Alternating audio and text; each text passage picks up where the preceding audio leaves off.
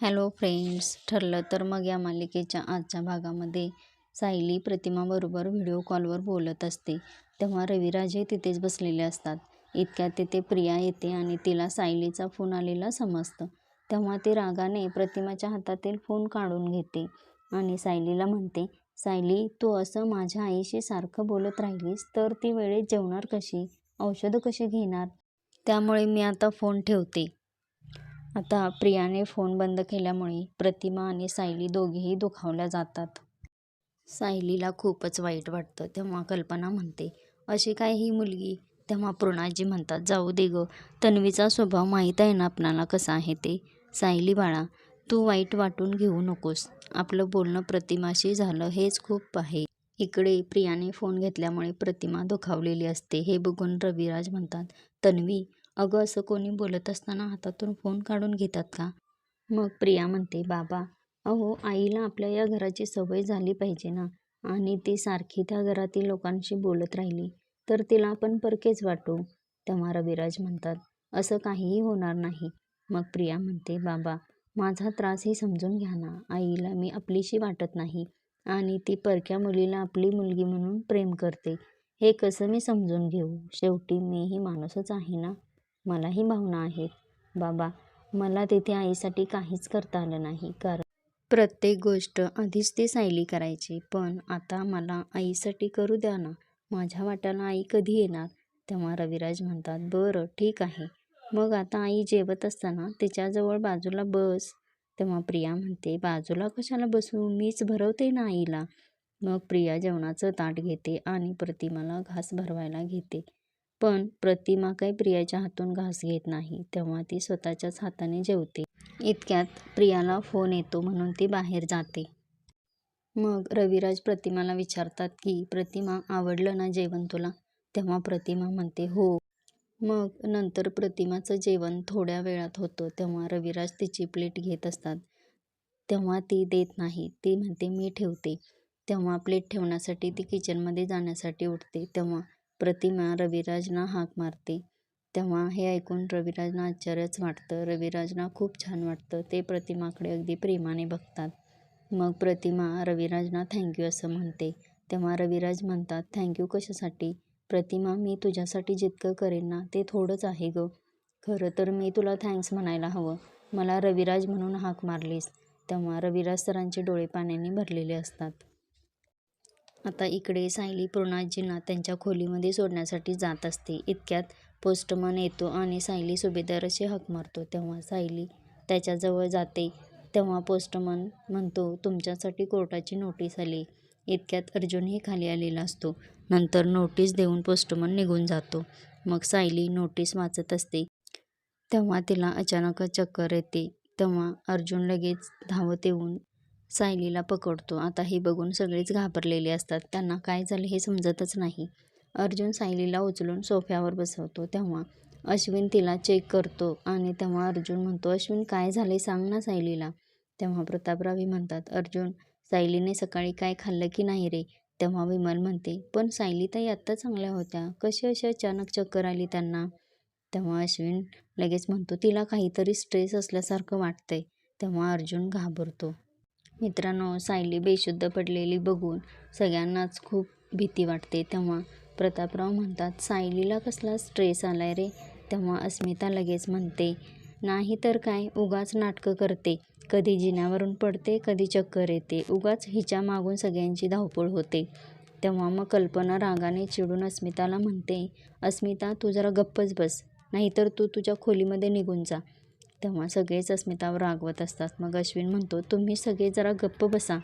दादा, वहिनी तुझ्याजवळ काही बोलली का रे? तिला कोणतं टेन्शन आहे का? अर्जुन सांगतो की असं काहीच टेन्शन नाही. तेव्हा चैतन्य म्हणतो, पण काहीतरी झालंय हे नक्की.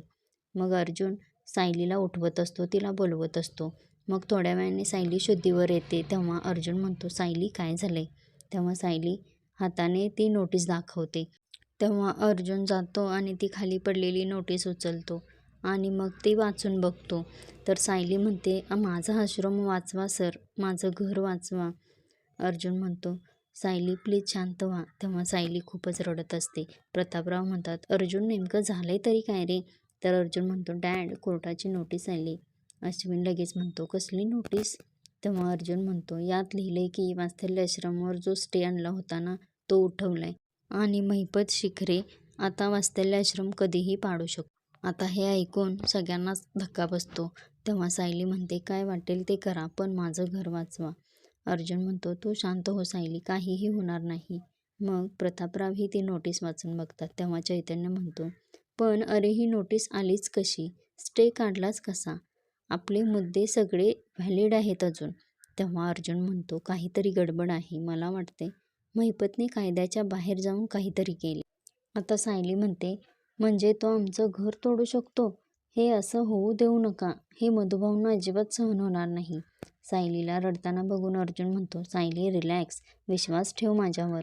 ज्या आश्रमाला तू आणि मधुभाऊ तुमचं घर मानताना त्याला मी काहीही होऊ देणार नाही. मित्रांनो, मग अर्जुन घरच्यांना सायलीची काळजी घ्यायला सांगतो आणि बाहेर निघून जातो. आता इकडे महिपत, साक्षी, नागराज आणि प्रिया अर्जुन व सायलीला नोटीस पाठवली म्हणून खूप खुश होऊन गप्पा मारत असतात. त्यांना वाटतं की सायली व अर्जुन आता खूप घाबरलेले असतील. प्रिया आणि नागराज सांगतात की प्रतिमा घरी आल्यामुळे रविराजवरही आमचा कंट्रोल आहे. त्यामुळे आता आपण सगळीकडून जिंकू. तेव्हा साक्षी म्हणते, हो पण बाजी कधीही पलटू शकते. इतके हुरळून जाऊ नका. महिपत म्हणतो, ए पोरी, आम्ही काळजापासून हा आनंद साजरा करतोय. त्यात काय 24 तास आमचा मेंदू ऑन नाही राहू शकत. तेव्हा नागराजही म्हणतो, बाजीविजी काही पलटत नसते. एकदा नोटीस गेली म्हणजे तो आश्रम इतिहास जमा होणार म्हणजे होणार. मित्रांनो, इतक्यात बाहेर गाडी आल्याचा आवाज येतो.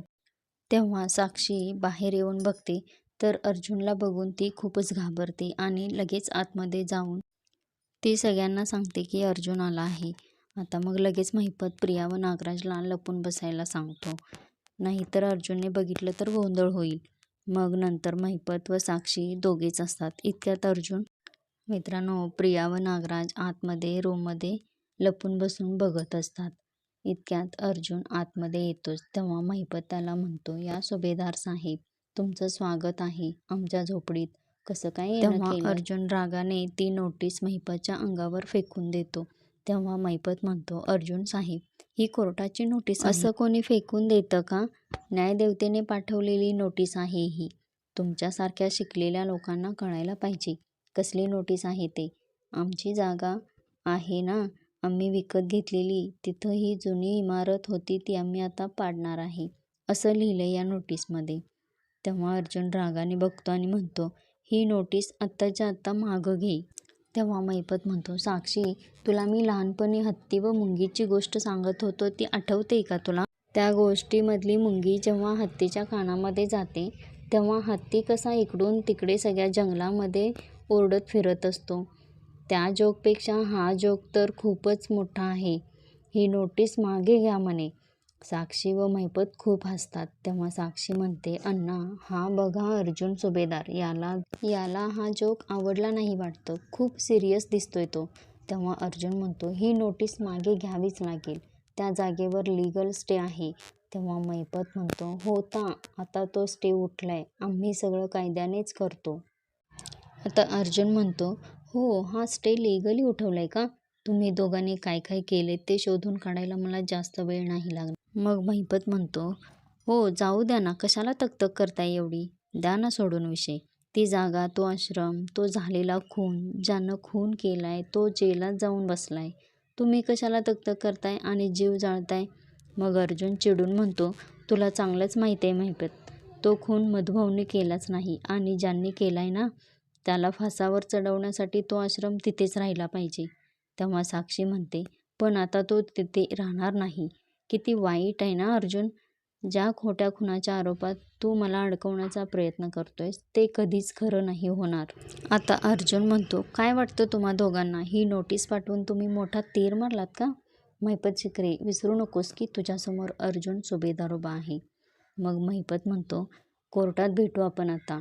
आत्ता तो बुलडोझर तुम्ही थांबवताय की आम्ही तुमच्या अंगावर चालवतोय ते बघू आपण. पांढरे पैसे देऊन लिलावात घेतलेली ती जागा आहे. आम्ही विकत घेतले. कायदा आम्हाला पण माहिती आहे, हे तुम्ही विसरू नका. तुम्ही आमचं नाही काही वाकडं करू शकत. हरलायत तुम्ही अर्जुन सुभेदार. तेव्हा अर्जुन म्हणतो, हे तू नको ठरवू, कोर्टात भेटू लवकरच. मग अर्जुन तिथून निघून जातो. इकडे सायली झोपलेली असते तेव्हा तिला मधुभाऊंना झालेली अटक, आश्रमावर आलेला स्टे आणि मग सगळे आश्रमातून निघून जातात हे सगळे पूर्वीचे क्षण, दुःखी क्षण तिला आठवत असतात. तेव्हा ती स्वतःशीच म्हणते, आश्रम पडला जाणार, मला तर हे सहनच होणार नाही. आणि ही गोष्ट जर मधुभाऊंना समजली तर त्यांनाही हे सहन होणार नाही. आता मलाच काहीतरी करायला हवं. कुसुमताईशी बोलू का? तिचा जरा आधार मिळेल मला. तर मित्रांनो, सायली कुसुमताईला फोन करायला घेते. उद्याच्या भागामध्ये अर्जुन आणि सायली देवीला नमस्कार करण्यासाठी जातात. तेव्हा सायली अर्जुनकडून वचन घेते की आमचं घर आम्हाला परत मिळवून द्याल का?